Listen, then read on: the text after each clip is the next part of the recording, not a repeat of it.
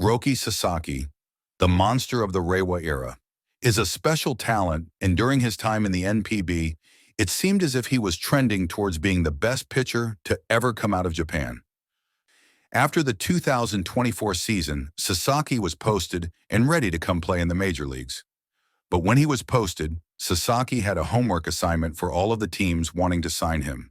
He asked each club to diagnose his velocity dip in 2024 and present a plan to prevent it.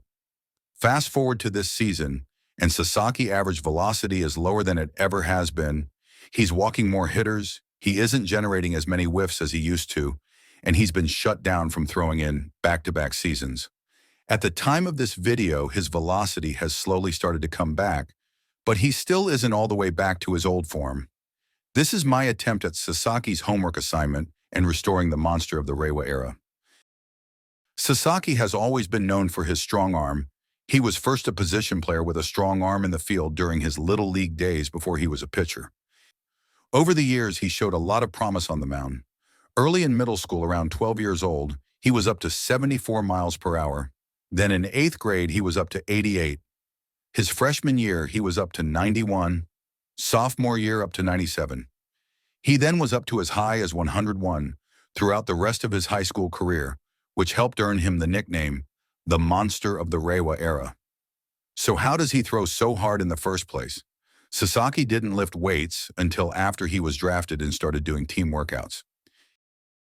It's crazy to think that he was able to throw 100 miles per hour without years of serious weightlifting. But perhaps it was by design, because Sasaki had serious lower back issues when he was in middle school, such as a stress fracture.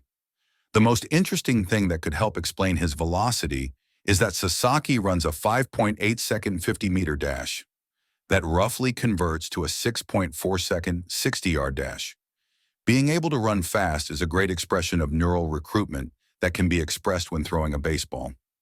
Following the Koshin tournament, Sasaki pitched only one inning in the 2019 U18 Baseball World Cup, but was up to 100.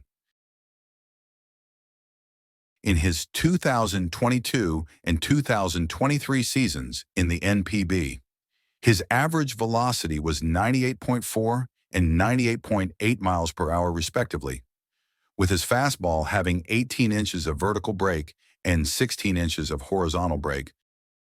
But in 2024, it dropped to 97, while his vertical break dropped to 16 inches and 14 inches of horizontal. Here are his stats for his 4 seasons in the NPB. In 2025, Sasaki's average velocity is down to 96 with just under 14 inches of vertical break. His walks per 9 is the highest it's ever been. Not only that, but his life on his fastball has lowered his whiff percentage on his fastball to one of the worst in the league. Out of every pitcher in baseball, with at least 200 fastballs thrown, he is in the bottom 10 of the league. So how does he restore his old fastball? What happened to his mechanics since 2024?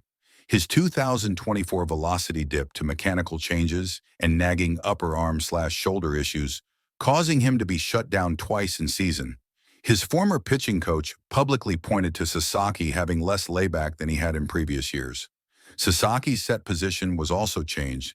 His stance is wider, had more bend in his back leg, and would stay lower through his leg instead of getting taller during his leg lift. In 2025, the Dodgers staff said his dip was due to a mix of shoulder impingement and compensation patterns, but in particular that he was striding across his body. Sasaki himself said that there was a gap between how he thinks he pitches and how he actually pitches. It seems that Sasaki felt that was striding across his body a little too much when throwing. He describes it as modifying his direction could be improved. It all sounds good in theory, but let's take a look at the dangers of these adjustments and what he can do instead. Get him back to striding closed. He always was striding slightly closed when he was at his best. And now that he's made a conscious effort to stride straighter, he beings to spin off or run off the mound at release. Similar to how Garrett Cole finished in 2020. Compare how he's finishing compared to his 300 strikeout season in 2019. Another problem that Sasaki has is that his fingers are more on the side of the baseball than he did in his first 3 seasons in the NPB. If you take a look his fingers at release point, you can see when he walked fewer guys with higher average velocity and significantly more life on his fastball. His fingers are more on top and working through the ball. In 2024 and 2025, you can see how he is more on the side of the ball.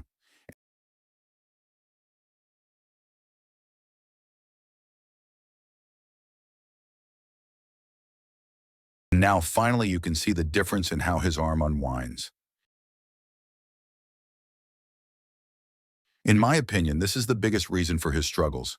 If you change how your fingers interact with the baseball, you will change the life on each of your pitches. Luckily, this should be easy to restore. If Sasaki can make a conscious effort to consistently sticking and holding his landing like he has in the past, that will help him rotate around the lead hip under control like he used to,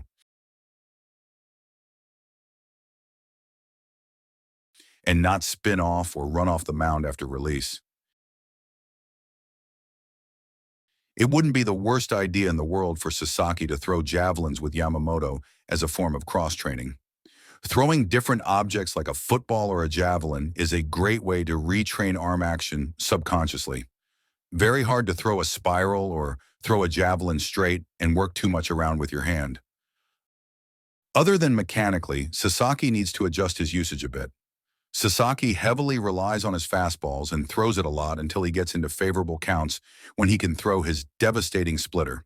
Similar to Kodai Senga, but having good velocity doesn't automatically mean you need to heavily rely on your fastball every single appearance. Mason Miller has been up to 104 and recently has thrown an immaculate inning with only sliders. Tommy Conley had an average fastball velocity of 98 and had a run of 61 straight changeups at one point when he was a Yankee. Adjusting his usage will be big for him learning how to pitch, because a big problem for him is his whiff rate on his fastball isn't great. It's easy for hitters to sit on his fastball when the slider isn't much of a threat, and if he falls behind in the count, they don't have to worry about his splitter. Just as easily as Sasaki seems to have fallen off, he can regain his form. Anything you've done once, you can remember how to get back there. Let me know what you all think in the comments. Until next time, peace out.